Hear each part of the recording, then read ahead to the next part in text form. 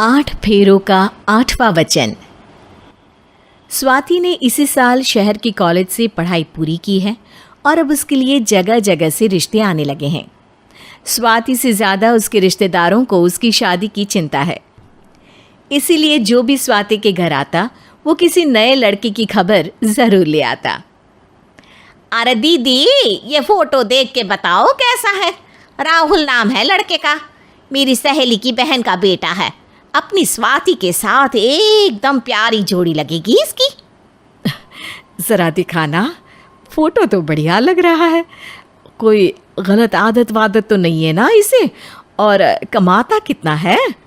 अरे कोई गलत आदत नहीं है दीदी, आप कहो तो एक मीटिंग करवा देती हूँ, फिर सब कुछ फाइनल कर लेना। हाँ, ये सही कह रही हो तुम। संडे को स्वाति के पापा भी घर पे ही रहेंगे। बुआ फिर वहाँ से चली जाती है और रात को स्वाति की माँ उससे कहती है, स्वाति बेटा, आज कमला बुआ ने एक लड़के की फ़ोटो दिखाई है। संडे को वो लोग मिलने आ रहे हैं, तैयार हो ना तुम बेटा? अरे मम्मी, आप कहाँ कमला बुआ के चक्कर में आ जाती हो? अभी इतनी जल्दी कोई शादी वादी नहीं करनी है मुझे। अरे बेटा, अच्छा लड़का है, बुआ जानती है उसे अच्छे से। हाँ स्वाति बेटा, एक बार मिल तो लो, बाद में देखेंगे आगे क्या करना है। वैसे तो कमला रिश्ता लाई है तो मना करने का तो कोई सवाल ही नहीं उठता। संडे की सुबह होती है और कमला बुआ राहुल और उसके मम्मी पापा को लेकर स्वाति के घर आती है। अरे आइए आइए भाभी, इसे अपना ही घर समझिए। इनसे मिलिए, ये मेरे भैया और ये मेरी भाभी हैं। नमस्ते भाभी जी, ये है हमारा लड़का राहुल, सरकारी नौकरी की तैयारी कर रहा है ये। वैसे आपकी बेटी कहाँ है? अरे स्वाति बेटा, बाहर आ जाओ। वैसे कितनी पढ़ाई की है स्वाति ने? जी, पोस्ट ग्रेजुएट है हमारी बेटी साइंस में।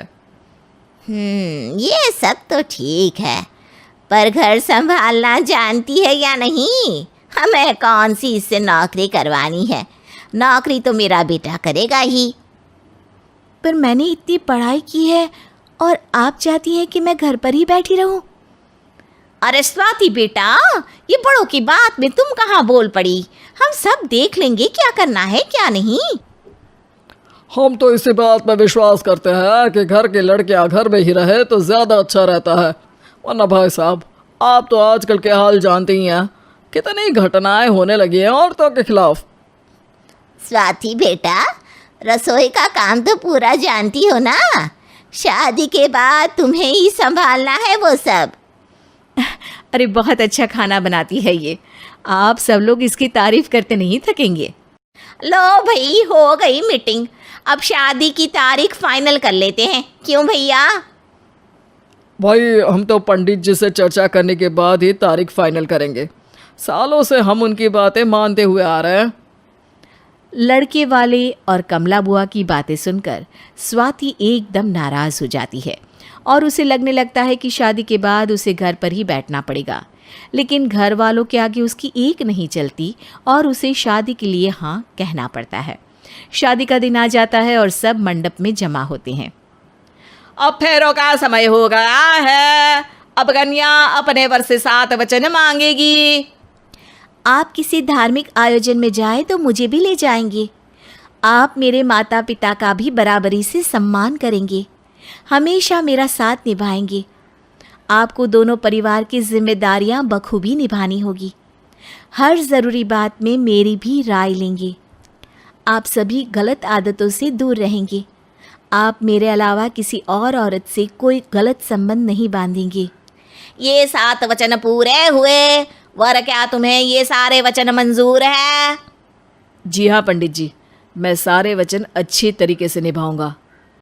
अरे वाह वाह, बढ़िया तरीके से सब काम संपन्न हो गया। तो इसी के साथ विवाह संपन्न हुआ और आज से ये दोनों पति पत्नी हुए। 1 मिनट पंडित जी, अभी एक वचन लेना बाकी है। अब कौन सा वचन है बेटा?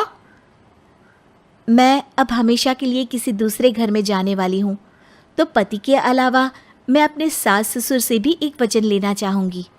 अब कहो बेटी। मैं ये चाहती हूँ कि मुझ पर किसी बात की कोई पाबंदी नहीं लगाई जाएगी। मुझे सब कुछ करने की आज़ादी होगी और मैं भी विश्वास दिलाती हूँ कि मैं एक अच्छी बहू बन के दिखाऊंगी। स्वाति की बात सुनकर उसके सास ससुर एकदम चौंक जाते हैं और कुछ बोल नहीं पाते कि उतने में कमला बुआ बोल पड़ती है। अरे बेटा, ये भी कोई कहने की बात है? रानी बन के रहोगी तुम तो।